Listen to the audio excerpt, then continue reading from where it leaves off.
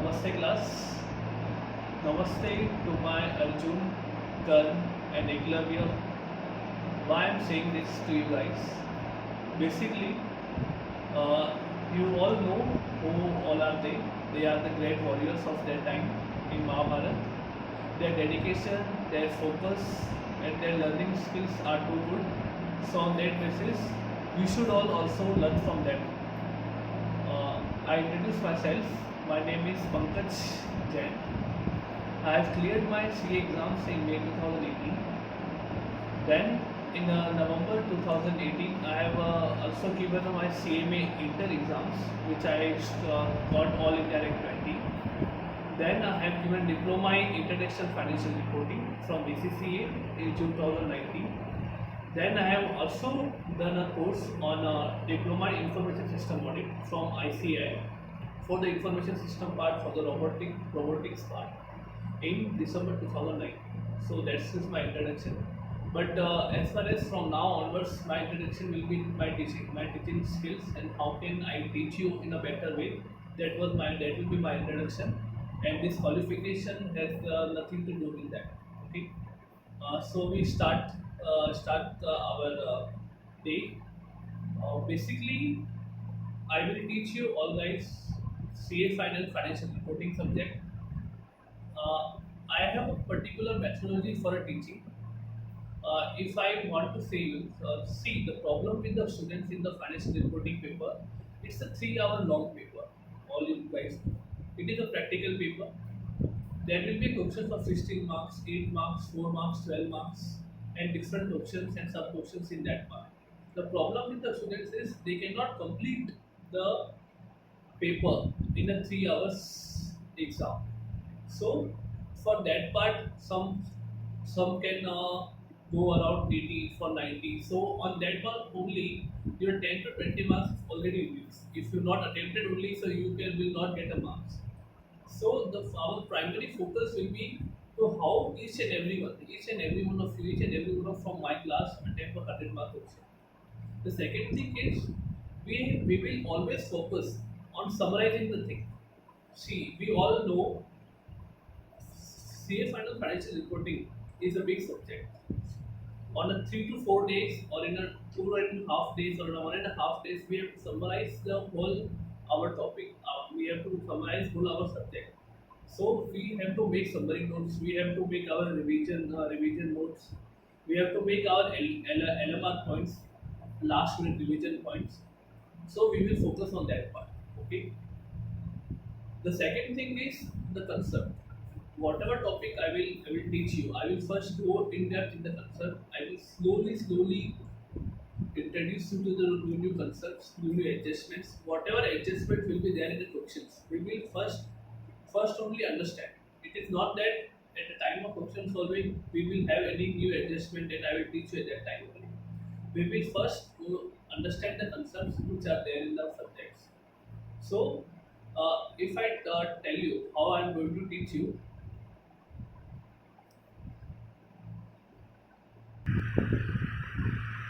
okay. So, how we are going to learn each and every topic of safe and financial reporting.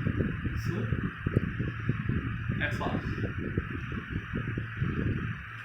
for example, if we are going to do a consolidation of financial statement now. So, how we are going to approach this topic? First of all, we will make two books. One book will have concepts plus practical problem solving. Our second book will be a LMR book. Now, what is this LMR book? LMR book will consist of three things. First, it will have LMR points, the last unit revision points, for each and every question.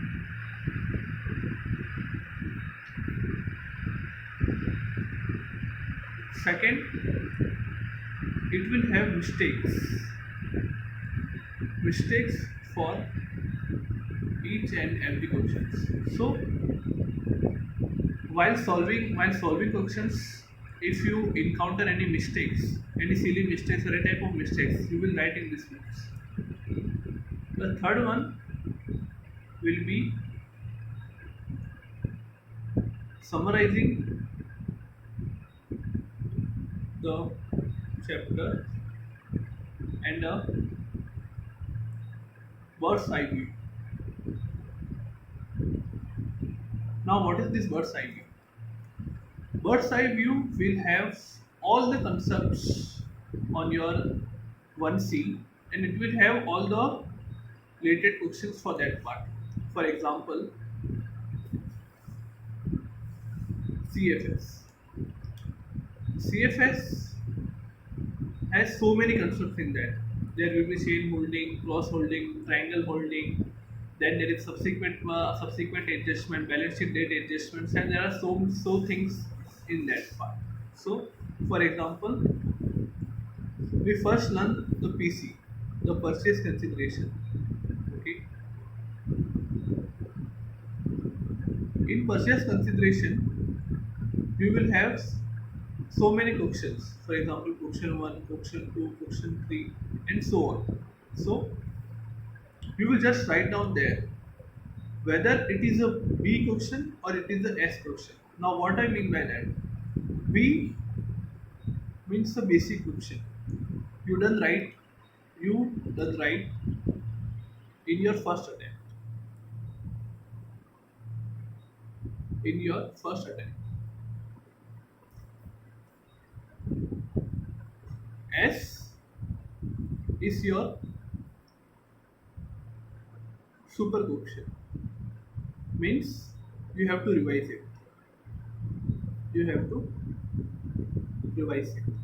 So each and every topic, for example, PC, for that part there will be also a goodwill, BPG, then there is a subsequent measurement question. So each and every questions, topic wise, concept wise, we will have these things, and we will write questions on that part, and we will write B and S. There can be also M, which will have been like the mistake question. So for that part, we will whole bifurcate the questions. So on a day before exam, we have to just revise the S part. You have to only see the B part if you have a time, and you have to see through the M part, and we will also bifurcate one more thing for the L part, which will be our LMR revision question. Okay, in this way we are going to learn. Now, the second thing is how we are going to learn. As I told you all guys, first we will learn the concept. Okay, then we will have a practical questions on that.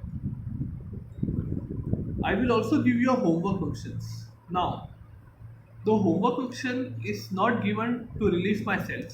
The homework question is to give you so that after going home you can try on some part. On every weekend, whatever homework questions I will give, I will check that each and every one of you have done these questions. Okay, and we will also discuss about the solution for that part.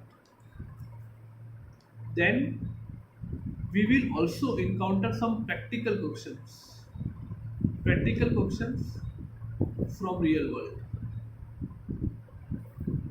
See, in days in internet in financial reporting, in a practical scenario, in a company cases, there will be so many new questions, so many case studies on that part. So we will go through each and not, we cannot go through in our class each and every one, but we can also have a brief overview for that part. So it will be an extra learning for you all guys. Okay, now, okay, see, what I feel, a teacher should not only teach. He should inspire, he should motivate, he should give you the life lessons. So, in our class, our the practical learning part will not be only exam oriented and marks oriented. It will be career oriented also. So, on that notes, we start our session on consolidation financial statement. Okay. Consolidation financial statement. You will have a 16 mark questions in your exams for that part. That's sure. So, consolidation financial statement. Why consolidation financial statement? The first thing. See, there are two types of investments. One investment you make only for the dividend earning. The second one which you make, it's for controlling that entity, controlling their profits, controlling their earnings for the capitalization part. Okay. Now, in our basic accounting, whatever thing we purchase, we normally do accounting only for that investment part. For example, investment account debit to cash and bank. But now, why there is a need to introduce a consolidation financial statement? See, if you invest, if you control some entity, okay, if you control some entity, your earning, if you will not merge, you will not know how much you earn, how much the shareholders have earned. So for that part, there is a consolidation financial statement. As per Companies Act 2013, for as per Section 128, you have a requirement to prepare a consolidation financial statement. The companies which have a subsidiary company, associates, or joint venture. For that part, there are 3 to 4 Ind AS which are applicable for consolidation financial statement. Ind AS 110 deals with consolidation financial statement with subsidiary. Ind AS 28 deals with accounting of investment in associates and joint venture. Ind AS 111 deals with joint arrangements. Ind AS 112 disclosure of interest in other entities. Index 27 talks about the separate financial statement. Now, what is that? Whichever company have a subsidiary company have to follow this Index 27 to record their investment in their books. Okay. Then, then all this index we are going to learn by step. Okay. See, consolidation financial statement is a huge topic. So, first of all, we divide this huge topic in different concepts. Then there will be subtopics in that. We will understand each and every concept. We will have our understanding the concept in the question for that part. We will have practical question for that part, and then we will learn. See, the second thing is what I want to say.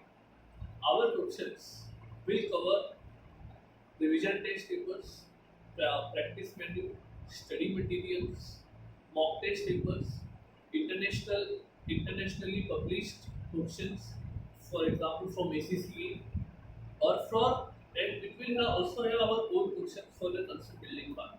So we will not unturned left unturned any touch the we will sorry I have just said wrong. We will do everything and each and everything. Okay. The proper phrase for that part is we will not unturn every stone. Okay. We will not left ever touch any other stone. We will not leave any stone unturned. Okay. So for that part, we start with our topic of consolidation financial statement. So, in a consolidation financial statement, we have consolidated balance sheet, we have consolidated profit and loss account, we have consolidated statement of change in equity. Okay. Now, we will first start with consolidated balance sheet. Now, in consolidation balance sheet, see, there will be a subsidiary, there will be a one holding company, there will be one subsidiary company. Okay. Now, holding company will have some certain stake in that. That stake will talk it as investment. Okay. To be called as a subsidiary company of any holding company, as per Ind AS, there should be control. There should be control. Okay. We will discuss further about that control part. Now, we will first understand. See, holding company, subsidiary company. We will first going to learn about direct subsidiary. That is, holding company has invested 60% in subsidiary company. That is, subsidiary companies shareholding power or the share capital of that 60% is held by holding company. Okay. Now, in direct subsidiary, in consolidated balance sheet part, there are different subtopics which we have to learn. Okay. The first and foremost will be the PC part. The second is NCI, the non-controlling interest part. The third one will be the bargain purchase gain. We call it as a BPG or goodwill. Then there will be identifiable net assets. Okay. Then there will be a transaction cost. Okay. So this is the basic ingredients of consolidation financial statement. Before knowing PC, before knowing NCI, before knowing identifiable net assets, goodwill, BPG, the questions will not start. You can't prepare consolidation balance sheet for that part. Okay. Now, the first and foremost thing in the first and foremost thing in preparation of consolidation balance sheet is PC. Okay. Now, in PC also there will be different subtopics which you will understand. There will be a cash PC. For example, X company has purchased so many shares of X company for some amount. This will be a cash PC. Okay. This cash PC can also have two parts. One will be immediate and second will be deferred. Okay. Now, then there will be also other than cash. Now, what I mean by other than cash, for example, if you purchase that company by giving your shares or debentures, etc., so it will be other than cash. Okay. Then there will be a third one which we call as a contingent consideration. Okay. Now, what I mean by contingent consideration? Okay. Contingent consideration is a consideration which is payable in future for certain contingency which are fixed now only. Then I discuss about each and everything in detail. Okay. See, basically, Index says that whenever you purchase some entity in a form of your subsidiary company, when there is a holding and subsidiary company relationship, you have to find a goodwill or bargain purchase gain. Okay, you have to record your investments which are nothing but the PC at fair value. I will not discuss in fair value in detail because in previous Indians only we have discussed about the fair value in detail. Then second thing, there will be identifiable net assets which we will also record at a fair value. On basis of that, we will get our third ingredient of goodwill or PG.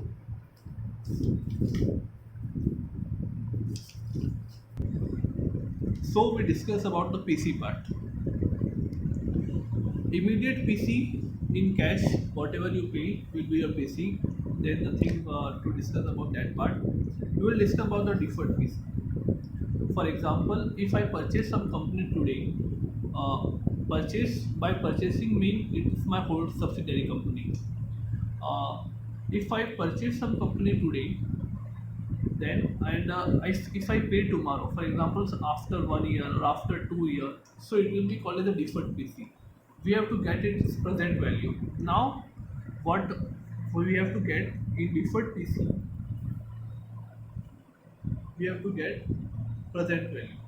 Now, for present value, we all know we require one discounting factor. Discounting factor. Now, think what will be the discounting factor. See, you have to always think. See, Index is based on the logic, so you have to always keep your mind going. Whatever your logic says and whatever you can justify your logic, it means you are on a right track. So you just think about discounting factor. What kind of discounting factor? Can discounting factor be a holding company's cost of capital? Can discounting factor can be a subsidiary company's cost of capital? Can discounting factor will be any other rate? Okay, you have to think. So the right answer is holding company's cost of capital or subsidiary company's cost of capital. See, holding company has invested the amount in subsidiary company. Okay, so the funds which are invested is of subsidiary company. The funds the holding company have gone have must have taken it from their stakeholders. And what holding company has to pay to their stakeholders is nothing but its cost of capital, which we have learned in FM. So holding company's cost of capital on basis of deferred PC, we will get the present value. Now, now the second thing is for that part also we will find its fair value. Okay. For example, X company, say holding company, has purchased some subsidiary company by giving shares. Okay, by giving shares. We will convert this example to a debenture. Okay, have given some debenture. Now, for example, 10% debenture issued to subsidiary company with face value of rupees 50 lakhs, redeemable after 3 years, and the market interest rate is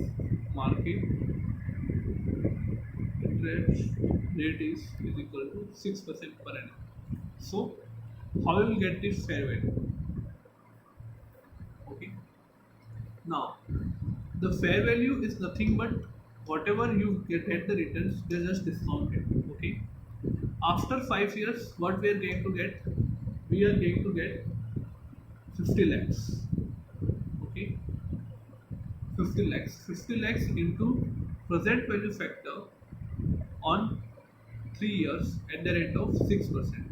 Okay, then every year we are going to get 10% interest. So 50 lakhs into 10%, every year we are going to get 5 lakhs. 5 lakhs into annuity factor for 6% for 3 years. Okay, if we do mathematically, we will get the answer as 55.35 lakhs. Now this will be our PC. Okay, now we discuss about the contingent consideration.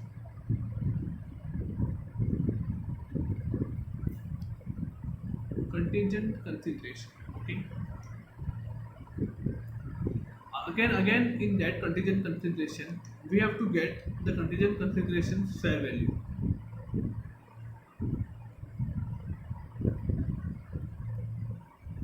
Now, there are two things in contingent consideration. Is it due to any fresh event,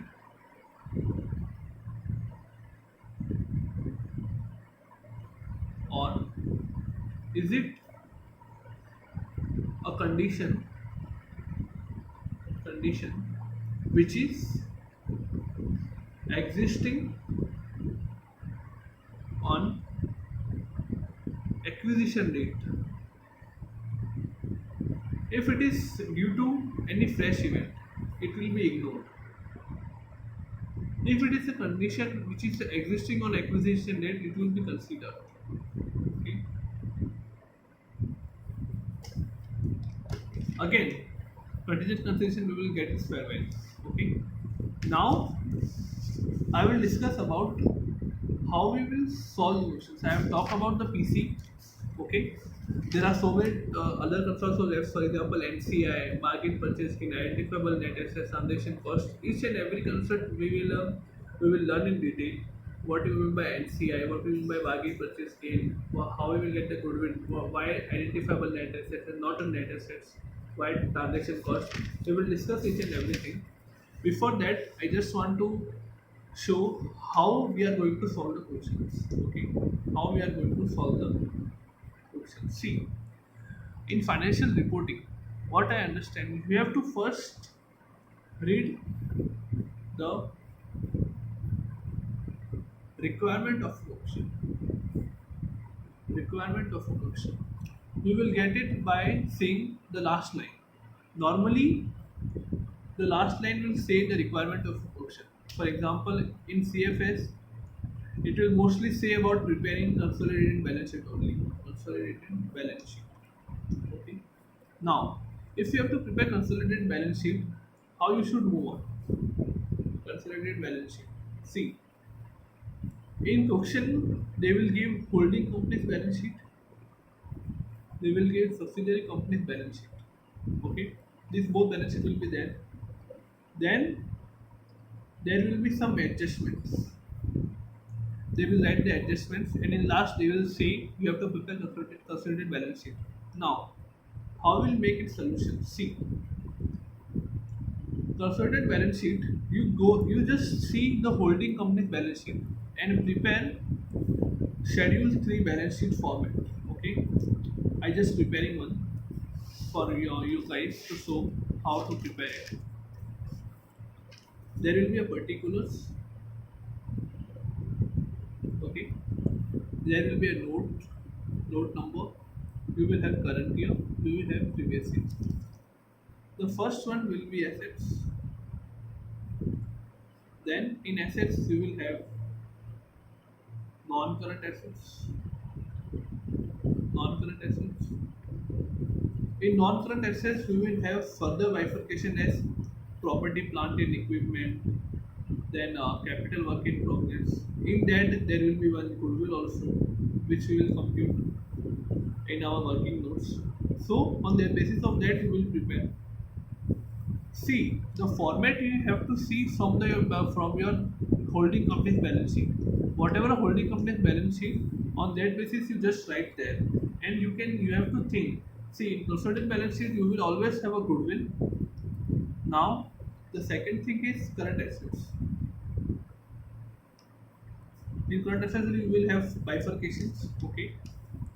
Then there will be total. Now there will be equity and liabilities part. Second part, equity and liabilities. Okay, equity and liabilities. In that, you will first have equity. In that, we will have first equity share capital. Equity share capital. Then you have other bifurcations as per the questions. Then we will have liabilities. The liabilities will be further bifurcated as non-current liability bifurcation and second current liability bifurcation. Okay. you just make it. You have don't have to fill it, but you have to make it. Okay, you have to just follow this and have to make it from. Okay, then you will have working notes. For each and every consolidated balance sheet, you will by default follow this working note. If you follow this working note, the question will not follow, and you have to just see the.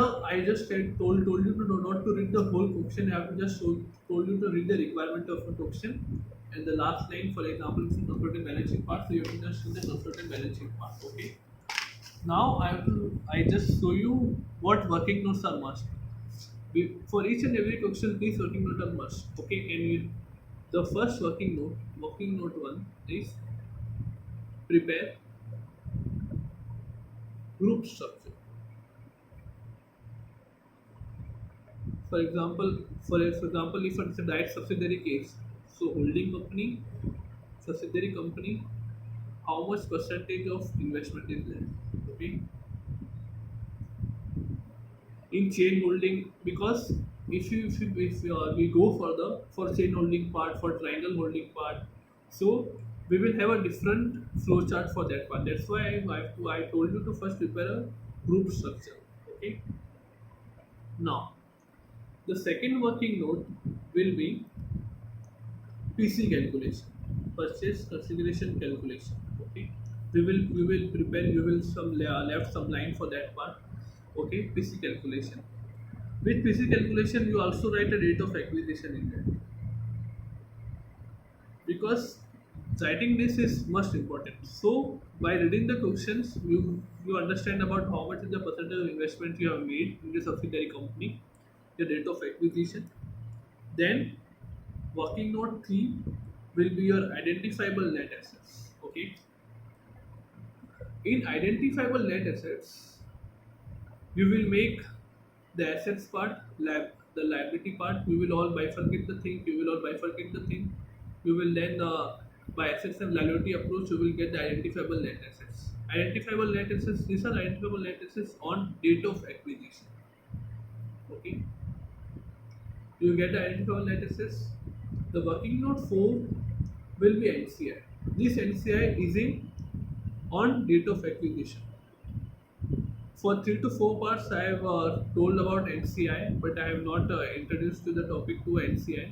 NCI is a non-controlling interest, non-controlling interest, or it is a minority interest. For example, if a holding company is purchasing the shares of a subsidiary company and the stake is of 60%, so the 40%, the remaining will be your NCI, non-controlling interest. Okay, we will compute NCI on date of acquisition. Okay, we will get the NCI.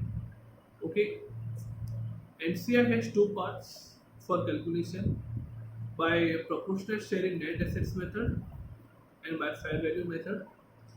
We will go in detail in that. I will just want to show you how to solve the questions.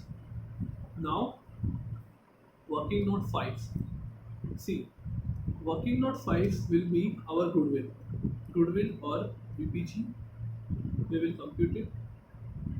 Working note 6 will be our consolidated reserves and surplus. Okay, consolidated reserves and surplus. We will write here as company's own balance, as company's own balance of reserves and surplus, and we will have adjustments.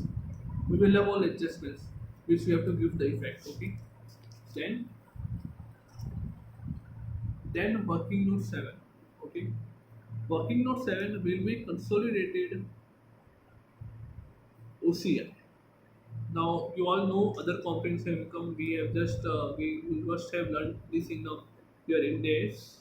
We are okay. Consolidated OCI. Then working note 8 will be NCI on balance sheet date. There are two different NCI. One NCI which will compute on date of acquisition. The second NCI on balance sheet date. This NCI we have to write in our balance sheet. Okay, so that's why we are calculating this NCI on balance sheet date. Okay, then you prepare working note for each and every adjustment. Each and every adjustment. Okay. If you follow this method, you have to by default make this working till working note is same. Then for each and every adjustment, make a working note. On the basis of working note, it will have effect on a working note or a balance sheet. You just write that. Okay. You don't have to fill this till the time all adjustments are done. Okay. So first of all, read all the adjustments, give its effect in the working note. For each and every adjustment, make a working note separately and give its effect. Okay, because by making a separate working note, so there will be less chances of making any mistakes or any silly mistakes, and you will complete the questions, and then you go through the balance sheet. You just write whatever is there, so the questions will be done. Okay, so in that basis we will solve our consolidation financial statement problem. Now, where we left, it's about the PC part. I've just told you how to calculate the PC part for cash, for the other than cash, for a contingent consideration part. Now the second one is NCI. Okay, second one is NCI, our non controlling interest. Okay, non controlling interest. So I just told you, for example, H company has purchased 60% shares in S company. So the remaining 40% is our NCI in S company. Okay, as simple as that. NCI, for calculating NCI, Ind AS gives you two options. One is proportional share in net assets method. The second is fair value method. Now, what I mean by proportional share in net assets method? I just told you we will compute identifiable net assets. Okay, identifiable net assets on date of acquisition. For computing what? For computing goodwill. Okay. For example, we just is in this example there is a 40% NCI stake in S company. So 40% of identifiable net assets on date of acquisition of S company is equal to our NCI by PSN. Okay. Now what I mean by the fair value? See, in fair value there are two things. Either Coxon will directly give you, okay, or Coxon will tell you to compute it at a fair value. Okay. If Coxon tell you to compute it at a fair value, then Coxon does not give its value. So how will we will compute it? Okay. For example, if I say S company has purchased 60% stake in S company for say rupees 1 lakh. Okay, for say rupees 1 lakh.